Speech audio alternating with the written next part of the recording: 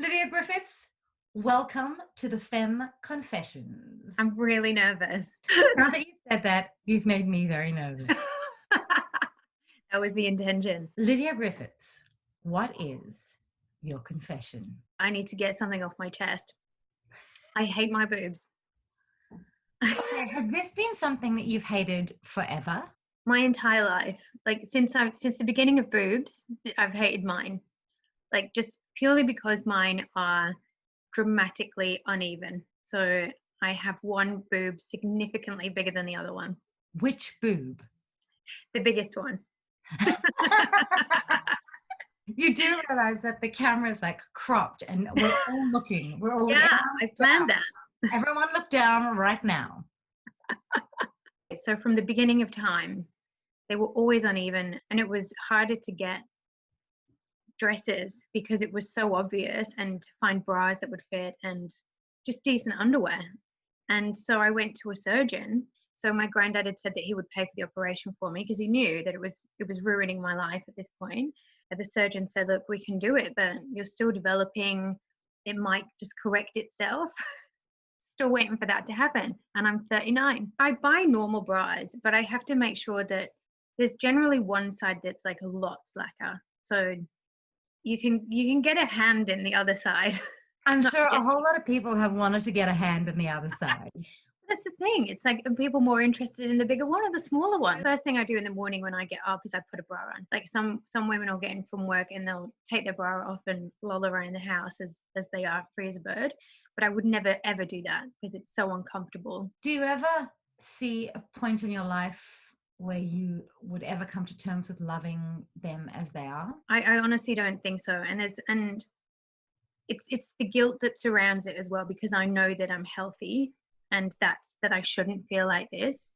And I've lost friends to breast cancer. I've had people go through breast cancer and have had breasts removed. And, I just think, you shouldn't feel like this about your own body. But I know, like, I can't stand in front of a mirror. I would never just look at myself ever, then just go, yeah, okay, that's me. For someone who is so emotionally affected by this, have you Googled it a lot and seen that it's actually quite a common thing to varying degrees? Yeah, I think last year, was it last year or the year before, I had a scare. Like I found a lump in one of my breasts. I went for a mammogram and I got scanned and I had loads of lumps in the smaller one. I had like 16 lumps in the smaller one and one, I think, in the bigger one. When they'd said they'd found 16 lumps, I assumed, I was like, well, that's it.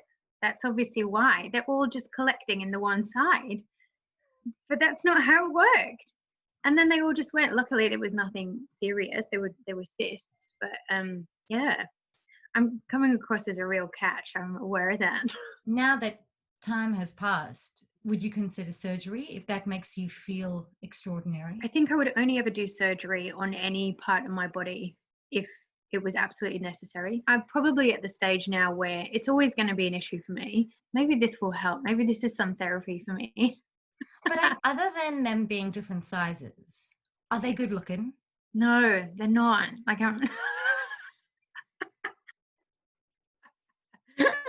they're not. And I've seen a fair few pairs. If anyone has ever seen Lydia's boobs, comment down below and let us know if they are good looking or not. Like I've seen some really nice pairs of boobs, and I just used to think it must be so nice to like just get out the shower and not worry about that. Like just have a nice kind of figure that you're comfortable with. And I can't see myself ever feeling like that. But I got to a point where I could wear a summer dress and I wasn't wearing a bra, and that was never me. I remember walking to work one night and I was working on the Gold Coast and I saw a colleague of mine come in the opposite direction, and he stopped me to say hi.